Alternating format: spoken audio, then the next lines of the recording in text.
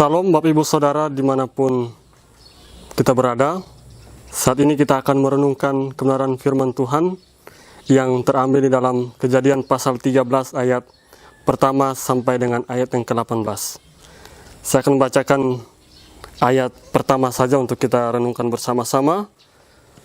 Maka pergilah Abram dari Mesir ke tanah Negeb dengan istrinya dan segala kepunyaannya, dan Lot pun bersama-sama dengan dia. Maka tema yang akan kita renungkan bersama-sama, pilihan yang tepat di tengah konflik yang ada. Bapak Ibu Saudara yang dikasihi dalam nama Tuhan Yesus Kristus, setiap orang pasti mengalami yang namanya konflik.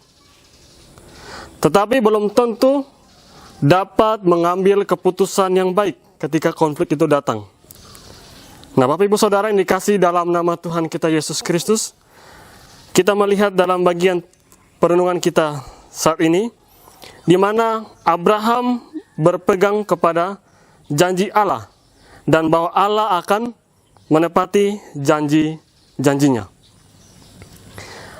Namun seiring berjalannya dengan waktu, kepercayaan Abraham itu diuji, di mana ia harus menghadapi konflik, di mana mereka harus berbagi tempat satu sama lain.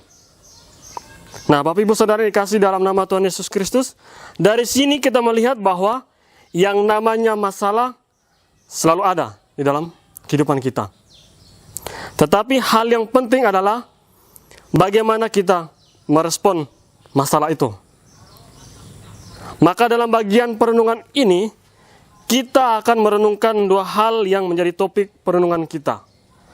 Bagaimana pilihan Abraham di tengah konflik yang ada.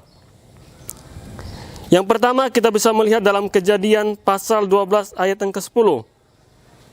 Ketika kelaparan timbul di negeri itu, pergilah Abraham ke Mesir untuk tinggal di situ sebagai orang asing, sebab hebat kelaparan di negeri itu. Konflik yang pertama yang dihadapi oleh Abraham adalah adanya kelaparan di negeri Kanaan. Kita bisa melihat di bagian ayat sebelumnya di mana Allah sudah memerintah kepada Abraham untuk pergi, tinggalkan sanak saudaranya, keluarganya, dan segala sesuatu yang dimilikinya. Yang Allah tunjukkan kepada Abraham, yaitu tanah Kanaan.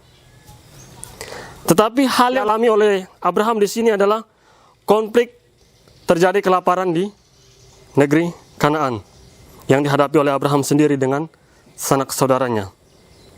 Nah, Bapak Ibu Saudara dikasih dalam nama Tuhan Yesus Kristus, ketika mereka menghadapi kelaparan yang terjadi di negeri Kanaan, Allah menuntun Abraham untuk pergi meninggalkan tanah Kanaan, karena tempat di mana dia tinggal terjadi yang namanya kelaparan. Inilah konflik yang pertama yang kita lihat, bahwa adanya kelaparan di negeri Kanaan. Yang kedua, konflik yang kedua yang dihadapi oleh Abraham di sini adalah perselisihan dengan keponakannya sendiri, yaitu Lot. Di mana dalam ayat 7 dan 8 mengatakan, karena itu terjadilah perkelahian antara para gembala Abraham dan para gembala Lot. Waktu itu orang-orang Kanaan dan orang-orang Feris diam di negeri itu. Maka berkatalah Abram kepada Lot, janganlah kiranya ada perkelahian di antara aku dan engkau, dan antara para gembalaku dan para gembalamu, sebab kita ini kerabat. Nah, Bapak Ibu Saudara yang dikasih dalam nama Tuhan Yesus Kristus, yang kita lihat di sini adalah di mana perselisihan terjadi antara Abraham dengan keponakannya sendiri. Di mana Abraham mengulangi kesalahan seperti yang dilakukan di Mesir. Ketika terjadi perkelahian antara gembalanya Abraham dan gembalanya Lot. Di sini Abraham berinisiatif untuk menyelesaikan konflik itu dengan damai. Dan juga ia mempersilahkan Lot untuk memilih tempat yang dipilih oleh Lot sendiri. Meskipun ia pamannya dan berdasarkan usia tentu Abraham lebih tua.